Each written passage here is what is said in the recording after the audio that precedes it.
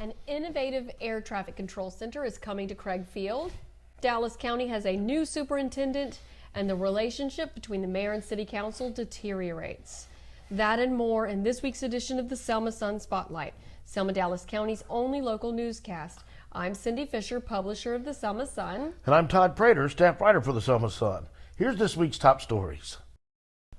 Craig Field has been chosen as host of the nation's first remote tower air traffic control center and training academy.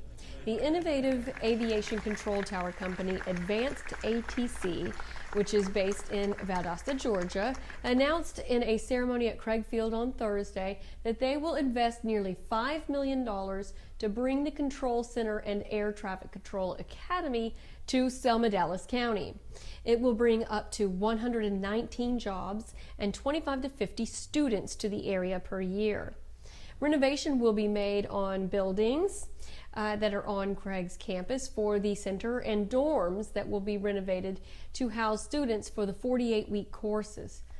Craig Executive Director Jim Corrigan says it will include renovation of 5 buildings. There's a 5-building campus. The original plan and the initial plan right now is to renovate 3 buildings initially, and that is the Op Center first, so we can start the Air Traffic Control Academy. So initially it'll be 3 buildings, and as funding becomes available, we'll renovate the second dormitory and a small auditorium, so 5 total buildings eventually. Initially 3.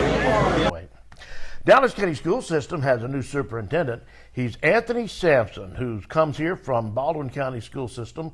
According to his LinkedIn profile, Sampson's been the Director of Prevention and Support Services for Baldwin County Schools since 1998. He was the System Director for Safety, Security, and Attendance since 2013. He described himself on LinkedIn as experienced Director of Prevention and Support Services, skilled in career development, event planning, customer service, coaching, and deferred compensation. Sampson has a military background and a Master of Arts focused on education from Xavier University, Louisiana. He replaces Superintendent Dr. Hattie Shelton, who is retiring. And I loved her. We wish her luck on her Wish her luck in her new endeavors. And welcome, Mr. Sampson. At the State of the City address at Larry Striplin Performing Arts Center on Friday, Selma Mayor James Perkins Jr. says he and department heads will no longer attend city council meetings, and he will soon ask residents what they think about reducing the size of the city council. Perkins says the law does not require the mayor to attend city council meetings, only to deliver a report to the city council in writing twice a year. But Perkins says he will provide written items to the council before their regular meetings, which would be about 24 times a year. Perkins also says he will send a poll to citizens to get their opinion about reducing the size of the council. He notes that there's a loss of about 3,000 people in the last census, and there is no need for 9 council meeting members and an elected president of the council. What? He asked if it is time to reduce the number of seats from 9 to 7 or even down to 5. It's a good question. It is. You know, it is a good question, but here we are again with a mayor that doesn't come to council meetings, so right. I'm curious to see how this will go. We'll have to be watching to see how it turns out. The last day of the 2021-2022 school year took on a very special meaning for one Payne Elementary School teacher. Kindergarten teacher Lynn Godwin Bender is retiring after 40 years.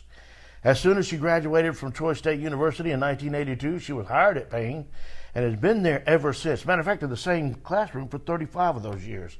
She said that the last few years of her career, she's often taught the children of children she taught earlier in her career.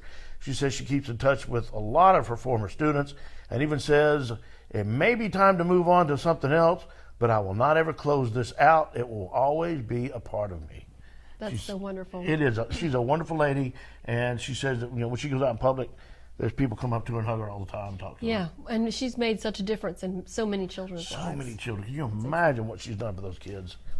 And a Memorial Day tradition continued in Selma with a ceremony at Memorial Stadium honoring local war heroes who laid down their lives for our freedoms. The ceremony was organized by the local Veterans of Foreign Wars Post 3016.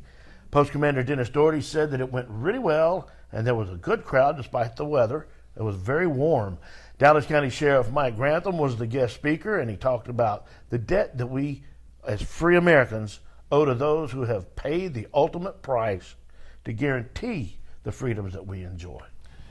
And it is amazing. Real heroes. Military service is underrated. We need to be giving them a lot more props. Amen. Those are the true heroes. You can watch TV and listen to music all day long, but the true heroes of this country are those men and women who fight. And it's such a sacrifice, yes. and the bravery that it takes to go overseas and fight. Oh, God, I just can't imagine that. No, me either.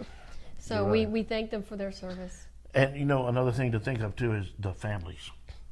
And it is impactful. It does impact everyone. Yeah, you ought to know a little bit about that. Thank you for joining us for this week's edition of the Selma Sun Spotlight. Read these stories and more at selmasun.com and follow and subscribe to us at our YouTube channel and on Facebook and Instagram. See you next week.